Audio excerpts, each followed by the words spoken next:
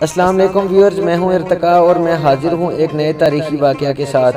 حضرت نوح علیہ السلام کا تذکرہ قرآن مجید میں 42 جگہ پر آیا ہے۔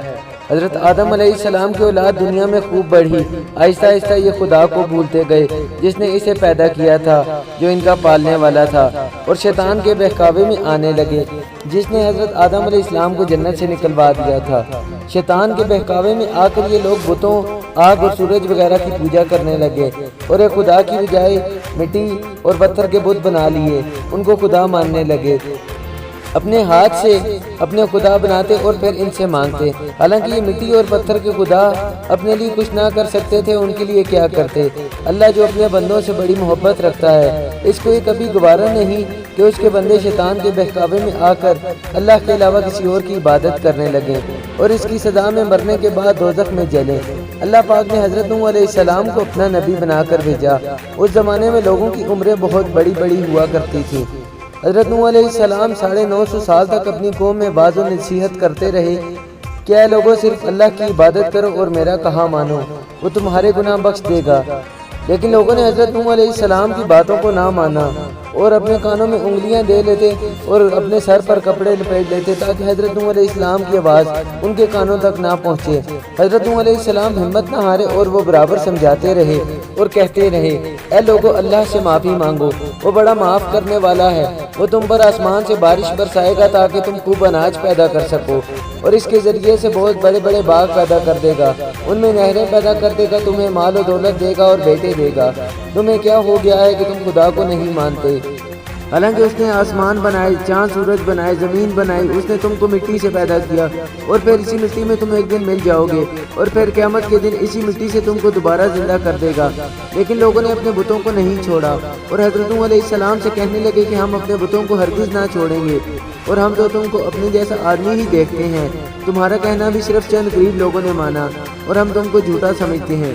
حضرت نوح علیہ السلام نے کہا کہ اے میری قوم، میں جو تم کو نصیحت کرتا ہوں اس کے بدلے میں تم سے کوئی مال و دولت نہیں چاہتا، اور جو غریب مسلمان ہوئے ہیں، اللہ پر ایمان لائے ہیں، ان کو میں اپنے پاس سے دور نہیں کروں گا کہ بے شک ان کو اس کا اجر اللہ کی طرف سے ملے گا، اور میں ان کو کچھ نہیں کہوں گا۔ اگر میں ایسا کروں گا تو بہت نا انصاف ہو جاؤں گا۔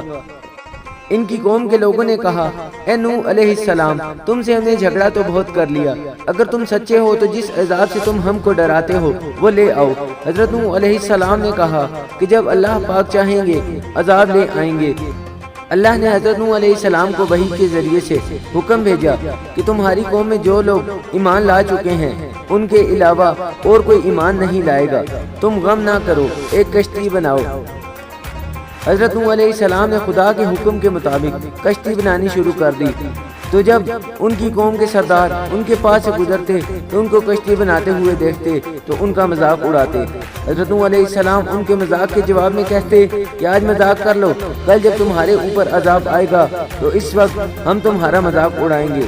آخر اللہ تعالیٰ کا عذاب اس کے وعدے کے مطابق آیا، زمین سے پانی نکلنا شروع ہوا اور آسمان سے بارش آنا شروع ہوئی۔ اللہ تعالیٰ نے حضرت نوح علیہ السلام کو حکم دیا کہ سب جانوروں کا ایک ایک جوڑا کشتی میں سوار کر لو،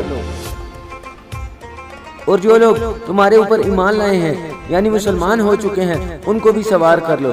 حضرت نوح علیہ السلام نے اس کشتی میں سوار ہونے والوں سے کہا کہ اللہ تعالیٰ کا نام لے کر اس کشتی میں سوار ہو جاؤ کہ اس کا چلنا اور ٹھہرنا اسی کے ہاتھ میں ہے۔ اللہ تعالیٰ بڑا بخشنے والا اور مہربان ہے۔ کشتی ان سب کو لے کر لہروں میں چلنے لگی تو اس وقت حضرت نوح علیہ السلام نے اپنے بیٹے سے کہا، اے بیٹا، ہمارے ساتھ سوار ہو جاؤ اور کافروں کے ساتھ مت ہو۔ اس نے کہا، میں کسی پہاڑ پر چڑھ جاؤں گا اور وہ پانی سے بچا لے گا۔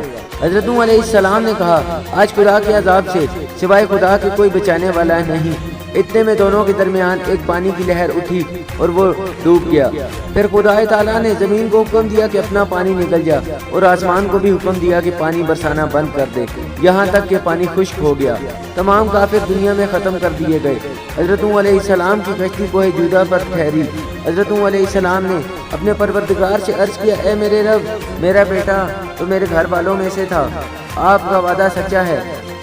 یعنی حضرت نوح علیہ السلام کا مطلب تھا، اے اللہ، آپ نے وعدہ فرمایا تھا کہ تیرے گھر والوں کو طوفان سے بچا لوں گا۔ پھر میرا بیٹا کیوں ڈوبا؟